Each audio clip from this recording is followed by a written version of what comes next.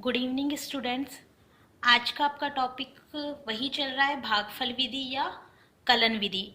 ठीक है, तो उसी में आगे सवाल है कि अगर कोई बहुपद दे रखा है कि पहले बहुपद, कोई क्वेश्चन है कि पहले बहुपद से दूसरे बहुपद को भाग करके जांच करनी है कि प्रथम पद दूसरे बहुपद का एक गुणनखंड है। गुणनखंड से मतलब समझते हो कि यदि नॉर्मली अगर संख्या का गुणनखंड से मतलब जैसे कि 25 है, ठीक है, 25 के गुणनखंड क्या होते हैं, मतलब उसको दो भागों में, गुणा के दो भागों में तोड़ दिया। जैसे 5 गुणा 5, अगर 10 है कोई संख्या तो उसका गुणनखंड क्या होंगे, 2 गुणा 5, मतलब उसको सरल रूप में तोड़ना, दो भागों में तोड़ना या गुणा के रूप में लिखना। ठीक है, वही क्या है, हो गए उसके गुणनखंड। उसी प्रकार अगर हम देखें कि बहुपद के गुणनखंड, मतलब गुणनखंड से मतलब है कि अगर मैं, इसमें ये बोल रहा है कि पहले बहुपद को दूसरे बहुपद से भाग देना है, अर्थात कि अगर मैं gx का भाग fx में दूं तो इस जांच करके, मतलब gx का भाग fx में देखकर मुझे देखना है कि अगर gx को मैं किसी भी संख्या या किसी भी बहुपद से, संख्या नहीं क्योंकि बहुपद की बात कर रहे हैं, तो इसको किसी भी बहुपद से गुणा करूं तो हमारे पास क्या आ जाना चाहिए, fx। मतलब बहुपद gx को किस से गुणा करूं कि हमारे पास fx आ जाए। अगर उससे गुणा करने पर fx आ जाए तो ये इसका क्या हो जाएगा, एक गुणनखंड हो जाएगा। यही तो होता है गुणनखंड का मतलब। तो हम भाग देके चेक करेंगे कि ये इसका एक गुणनखंड है या नहीं है। गुणनखंड होगा तो जो लास्ट में जो शेषफल बचता है वो कितना आ जाएगा, 0। अगर शेषफल 0 नहीं है तो वह इसका गुणनखंड नहीं है। ठीक है, अब देखते हैं कि ये गुणनखंड है नहीं। भागफल विधि में क्या करते हैं, सबसे पहले gx और जो भाजक और भाज्य होता है, या जो fx और gx बहुपद दे रखे हैं उनको लिखेंगे हम घटते हुए क्रम में, उनकी जो घात है उनको घटते हुए क्रम में जमाते हैं। तो सबसे पहले इस वाले बहुपद की देखी, gx है। अब इस बहुपद में देखो पहले 3 आ रहा है, सबसे बड़ी घात, फिर उससे छोटी घात क्या है, यहाँ पे x² की है नहीं, x की है 1। ठीक है, तो ये जमा हुआ है। अगर fx का देखें तो यहाँ 5 है या 3 है, फिर उसके बाद 2, फिर उसकी x की घात 1 और यहाँ पे 0, मतलब ये भी जमी हुई है। तो हमें इसमें कुछ करना नहीं है। यहाँ पे अगर नहीं हुई, जमी हुई नहीं होती तो पहले उनको घटते हुए क्रम में या घातों के घटते हुए क्रम में जमाते, जैसे मैंने आपको लास्ट क्वेश्चन में बताया था। अब क्या लिखेंगे, gx का भाग देना है तो जिसका भाग देते हैं वो यहाँ लिखते हैं, तो x³ माइनस का 3x प्लस का 1। ठीक है, अब क्या है यहाँ पे fx, यहाँ पे जिसमें भाग लगाते हैं वो लिखते हैं बीच में, तो x⁵ माइनस का 4x³ प्लस का x² प्लस का 3x प्लस का 1। भाग देंगे। भाग देने के लिए मैंने आपको बताया था कि इसकी उच्चतम घात, जिसका भाग देना है उसकी उच्चतम घात का भाग इसकी उच्चतम घात में देते हैं। इसकी उच्चतम घात क्या है, x⁵। ठीक है, इसकी उच्चतम घात क्या है, सबसे पहले जो आ रही है वही हमने इसको जमा लिया था, तो यहाँ इसकी उच्चतम घात क्या है, x⁵, मतलब x⁵ में x⁵ का भाग देंगे। तो x⁵ में दिया किसका भाग, x⁵ का, x⁵ में x⁵ का भाग दिया। घातों को घटाना जानते हो कि अगर चर समान है तो घाते ऊपर, तो मतलब x⁵ में से ये ऊपर जाके क्या हो जाएगा, माइनस का, x⁵ माइनस 3 मतलब x⁵ कितना बचा, 2। यही तो करते हैं, अगर चर समान है तो ये ऊपर चला जाएगा और घाते घट जाएंगी। कौन से वाले रूल से, कि a⁵m बटे a⁵n बराबर क्या होता है, a⁵m माइनस n। ठीक है, ये वाले रूल से हमने ये किया कि x⁵ बटे x⁵3, तो x⁵ माइनस 3 मतलब x⁵ कितनी, 2। कितनी बार भाग गया, x⁵ 2 बार। तो x⁵ जितनी बार भाग जाता है उसको क्या लिख लेते हैं, यहाँ पे क्या आता है, भागफल, उसको लिख लिया x⁵2। अब x⁵2 को इस पूरे वाले बहुपद से गुणा करेंगे। करो, x⁵2 का भाग गुणा करना है किससे, x⁵³ माइनस 3x प्लस 1। भाग करा पूरा, देखो x⁵2 को गुणा करना है x⁵3 से। ठीक है, सभी से करना है तो पहले इसका गुणा किया इससे। अब ये वाला कौन सा रूल होता है कि अगर दो संख्याओं का गुणा करें, a की पावर m, a की पावर n, मतलब चर समान है तो घातें क्या जुड़ जाएंगी, तो a की पावर क्या होता है m प्लस n। ये रूल होता है कि a की पावर m अगर उनके चर समान है तो उनकी घातें जुड़ जाएंगी। तो उसी वाले रूल से कि x की पावर 2 को x की पावर 3 से गुणा करना है तो कितने हो जाएगी, दोनों की घात 2 और 3 कितनी 5, x की पावर 5, बीच में माइनस है तो माइनस, x की पावर 2 से गुणा करना है, माइनस तो लिख दिया, फिर x की पावर 2 को गुणा करना है किससे 3x से, तो कितना करेंगे x स्क्वायर गुणा 3x, 3 तो ऐसे कैसे, मतलब 1 को गुणा किया 3 से और x स्क्वायर को x से करेंगे तो x की पावर 3, यहाँ की पावर 2 है, यहाँ पर 1 है तो जुड़ के x की पावर 3, तो माइनस का 3x cube plus x square को गुणा करेंगे 1 से मतलब x स्क्वायर, क्या आ गया x की पावर 5, इसको यहाँ लिख लेंगे x की पावर 5 माइनस का 3x क्यूब प्लस का x स्क्वायर लिख लिया। यहाँ x स्क्वायर की टर्म थी तो उसके नीचे x स्क्वायर लिख लिया, यहाँ क्यूब की टर्म थी उसके नीचे क्यूब, और यहाँ 5 की टर्म है तो यहाँ 5 की घात को 5 के नीचे। अब वही घटाते हैं जब, कि इसको इसमें से घटाने के लिए क्या करेंगे, चिन्ह चेंज करेंगे, यहाँ पे प्लस का चिन्ह है तो यहाँ आके माइनस का, यहाँ माइनस का है तो प्लस का, यहाँ प्लस है तो ये चिन्ह चेंज होके माइनस का, फिर x की पावर 5 में से, अब इस वाले की घटाने में ये वाले की जो चिन्ह होते हैं वो काम में नहीं लेते हैं, इससे जो हमने चेंज करें वो काम में लेते हैं, अर्थात x की पावर 5 में से x की पावर 5 गई तो 0, माइनस के 4x क्यूब में से प्लस के 3x स्क्वायर, माइनस के 4x क्यूब में प्लस के 3x क्यूब, ये यहाँ माइनस का ये प्लस का हो गया, कितना आ गया माइनस का x क्यूब, 4x क्यूब में से 3x क्यूब घटा दिए तो कितना आ गया माइनस का x क्यूब। अब यहाँ x स्क्वायर में था उसमें से x स्क्वायर गया तो कितना बचा प्लस का 0। अब क्या करेंगे, ऊपर की जो संख्या है वो उतार लेंगे, सारी की सारी उतार ली, 3x प्लस का 1 ये बचा था, ये उतार लिया, ऐसे कैसे। अब हमारी जो अगला जो पद बन गया वो क्या बन गया, माइनस का x क्यूब प्लस का 3x प्लस का 1, 0 है बीच में, इसको ऐसे के रहने दो, या तो फिर 3 के बाद क्या आता है 2, तो यहाँ अपन ऐसे भी लिख सकते हैं कि 3 की पावर मतलब x स्क्वायर लिखो तो लिख लो, नहीं तो तुम्हारी मर्जी है कि यहाँ पे लिख दिया, अगर पता होना कि x के बाद अगली टर्म x स्क्वायर, अब x स्क्वायर को 0 से गुणा करूंगी तो 0 ही आएगा, तो ये टर्म 0 बन गई, नहीं भी लिखो तो ठीक है, कोई दिक्कत नहीं है, मैं नहीं लिख रही हूँ, ठीक है। अब क्या करते हैं, दोबारा इसकी उच्चतम घात का भाग इसकी उच्चतम घात में देते हैं, यहाँ की सबसे उच्चतम घात क्या है माइनस का x क्यूब, तो फिर वही x क्यूब माइनस के x क्यूब में किसका भाग देंगे x क्यूब का, कितनी बार गया इसका इसमें गए तो माइनस बचेगा, x क्यूब का गया तो 3 में से 3 गए तो x माइनस x की पावर 0 मतलब माइनस का 1, या डायरेक्ट तुमको पता है कि x क्यूब है, नीचे भी x क्यूब है, ये इससे कैंसिल हो जाएगा तो क्या बचेगा माइनस का 1, ठीक है। तो कितनी बार गया भाग माइनस का 1 बार।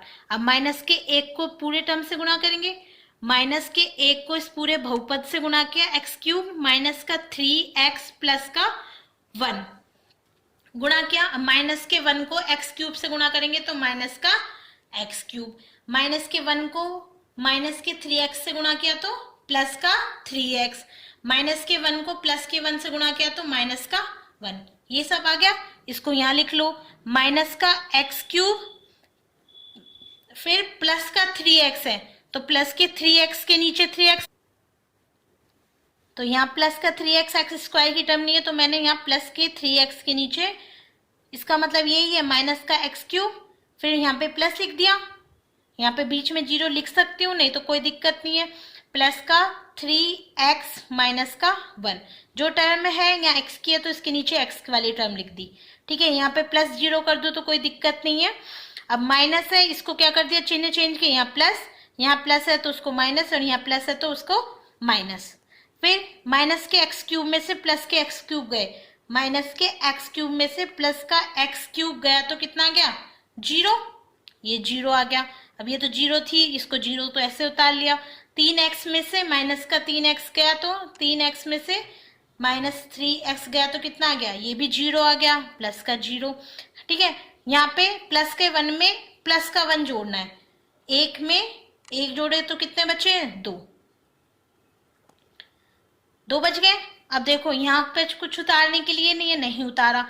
अब 2 के साथ में क्या है, x की पावर 0 मतलब 1 हो गया, इसका मतलब इसको ऐसे भी, अब इसकी घात इससे कम ही है ना। मैंने बताया था कि भागफल विधि कब स्टॉप की जाती है, कोई भी भाग हो, संख्याओं का भाग हो या बहुपद का भाग हो, तब स्टॉप करते हैं जब उसका मान कम आ जाए उससे। इसका मान इससे कम है क्योंकि यहाँ अपन घातों की बात करते हैं। यहाँ x की घात कितनी है, 0, और यहाँ x की घात कितनी है, 3, कम हो गई, इससे 3 से कम आनी चाहिए, 3 से कम यहाँ पे 0 है, तो मतलब यहाँ ये विधि स्टॉप हो जाती है। और मैंने आपको बताया था कि ये गुणनखंड तब होगा जब यहाँ पर शेषफल क्या आना चाहिए था, सब पूरा 0। यहाँ पर हमारा शेषफल कितना आ रहा है, शेषफल आ रहा है हमारा 2, भागफल कितना आ रहा है, भागफल है एक्स स्क्वायर -1। ठीक है, शेषफल भागफल आ गया, 0 नहीं आया, अतः gx fx का एक गुणनखंड नहीं है।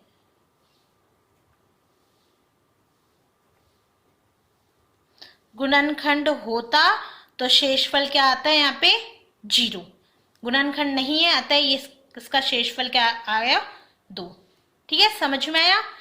उच्चतम घात का भाग उच्चतम घात में, फिर उसको उससे गुणा करा, भाग दिया और ये निकाल लिया। अब एक और सवाल समझा देती हूँ आपको इसी तरह का, ये भी सेम उसी तरह का सवाल है कि इसमें भी यही बोल रहा है कि इस बहुपद का इस बहुपद में भाग देके जांच करना है कि ये इसका एक गुणनखंड है या नहीं है। वही भागफल विधि का प्रयोग करना है। अब देखो यहाँ पर x की जगह क्या है, t, चर t में है ये सब बहुपद। ठीक है, उससे कोई फर्क नहीं पड़ेगा, चर t में भी आ सकता है, y में भी आ सकता है, x z किसी में भी दे, करना वही है जो सेम तरीका है। सबसे पहले इनकी घातों को घटते हुए क्रम में लिख लेंगे। gt है, अब gt की घात देखो t³ -3, घटते हुए क्रम में ही है, 3 है, उसके बाद 0 है। फिर यहाँ पे ft की देख लेते हैं, ft में देख लो 4, 3, 2, 1, फिर 0, ये भी घटते हुए क्रम में जमी हुई है, तो हमें यहाँ भी उसको जमाना नहीं है। ऐसे के ऐसे काम में ले सकते हैं। क्या करना है, gt का भाग ft में देना है, gt का भाग ft में दीजिए। यहाँ पे क्या आएगा, gt मतलब t³ -3, यहाँ क्या लिखना है, ft मतलब 2t⁴ + 3t³ -2t² -9t -12, यही है। यहाँ पे क्या लिखते हैं, भागफल। अब क्या करना है, इसकी उच्चतम घात में भाग देना है, मतलब t³ का भाग देना है 2t⁴ में, यही है इसकी उच्चतम घात। t³ का भाग दिया, देखो इसका भाग देंगे घात का घात में और संख्या का संख्या में, यहाँ 1 है तो इसका भाग तो 2, और t³ मतलब t⁴ -3 मतलब 2t बार भाग गया। अब 2t बार भाग गया तो इसका गुणनफल करना है t³ से, 2t का इस बहुपद से गुणा कर देंगे, कितना आ जाएगा। अब 2t का t³ से करा तो 2t⁴, एक यहाँ पर 3 है, जुड़ के गुणा में जुड़ जाती है, माइनस का 2t गुणा 3 मतलब 2 गुणा 3 मतलब 6 और t तो 6t आ गया, 2t⁴ माइनस का 6t। अब देखो क्या, पहले तो घटाना है, वही चिन्ह चेंज करना है, यहाँ माइनस यहाँ प्लस। अब देखो 2t⁴ में से 2t⁴ कितना है, 0। अब देखो यहाँ पे ये 6t है, ये क्यूब में है, मतलब ये यहाँ पे यही तो करते हैं, इस पूरे बहुपद में से ये पूरा घटाते हैं, यही तो करते हैं, t⁴ + 2t⁵ -2t² माइनस का 9t -12 में से, इस पूरे बहुपद में से हम यही तो घटाते हैं, 2t⁴ माइनस का 6t। ठीक है, अब जो टी क्यूब T4 वाला पद है उसमें से T4 घटा देंगे और T वाला पद है उसमें से T घटा देंगे, उसके अलावा जो पद होगा उसमें से घटा देंगे। अब देखो इसका इसका घटा दिया तो इसमें से गया तो ये 0 हो गया। अब ये पद है ये तो ऐसा कैसा रहेगा, ये क्यूब में है तो 3t³ ये तो ऐसे कैसे उतार लेंगे, ये भी -2t² है तो -2t² भी ऐसे क्या। अब यह देखो यहाँ क्या है माइनस का 9t और ये नीचे क्या है प्लस का 6t, माइनस के 9t में से प्लस का 6t घटाएंगे तो क्या आ जाएगा माइनस का 3t, माइनस के 3t और यहाँ क्या बचा था माइनस का 12 आ गया। जो टर्म होती है उसका उसमें से घटा देते हैं, 4 की टर्म थी तो 4 में से 4 घटा दिया, या t⁻1 वाली टर्म है t⁻1 वाला पद है उसमें से t⁻1 वाला पद घटा दिया तो ये, और जो बची टर्म है या जो बचे हुए पद थे उनको नीचे उतार दिया, ये आ गया। अब क्या करना है वापिस देखो यहाँ सबसे बड़ी पावर 3 है, यहाँ भी 3, अभी तो बराबर में है तो भाग जा सकता है, स्टॉप नहीं कर सकते, रोक नहीं सकते भागफल विधि। अभी आगे करो, फिर यहाँ t³ की पावर, यहाँ भी t³ तो इसकी उच्चतम घात का भाग इसकी उच्चतम घात में, मतलब 3t³ में किसका भाग देंगे t³ का। कितनी बार गया 3 बार गया ना भाग, t³ में से t³ गए तो 3 - 3 तो यहाँ तो 0 हो गया, 3t⁻0 मतलब t⁻0 या x⁻0 का मान किसी की भी पावर 0 हो तो उसका मान क्या होता है 1, तो इसका मान कितना आ गया 3 बार भाग गया। कितनी बार गया प्लस के 3 बार। अब क्या करना है जिसका भागफल जाता है उसको इस बहुपद से गुणा करते हैं, तो 3 को किससे गुणा करेंगे t³ का 3 किया, करो 3t³ माइनस का 3 को 3 से गुणा किया तो 9, कितनी बार गया 3t⁻3 माइनस 9, 3t⁻3 माइनस का 9, घटा दो चिन्ह चेंज। अब 3t³ में से 3t³ गए 0। अब देखो यहाँ पर 9 के साथ कोई भी टर्म नहीं है, ये एक अचर गुणांक वाला पद हो गया यहाँ पे, तो यहाँ पर बचा इसको वापस उतार लेंगे 2t²। अगर 2t² वाला कोई भी यहाँ पद होता t² वाला तो उसमें से घटा देते या जोड़ देते। अब यहाँ तो ऐसे कैसे उतार लिया माइनस का 3t, अब माइनस के 12 में से प्लस के 9 गए तो माइनस के 12 में से प्लस के 9 गए तो कितना बचा माइनस का 3, तो माइनस का 3। अब देखो यहाँ पर t³ में उच्चतम घात, यहाँ t⁻2 में, इससे कम है भाग नहीं जाएगा तो ये विधि यहीं स्टॉप कर देंगे या यहीं रोक देंगे। तो अब इसका ये क्या बच जाएगा शेषफल। शेषफल कितना आ गया माइनस का 2t² माइनस का 3t माइनस का t, ठीक है, और भागफल t2t प्लस का 3। अब देखो मैंने बताया था कि अब मैं चेक करने के लिए क्या करना होगा कि इसका जो शेषफल है वो आना चाहिए 0, शेषफल 0 नहीं आ रहा है, अतः GT FT का एक गुणनखंड नहीं है।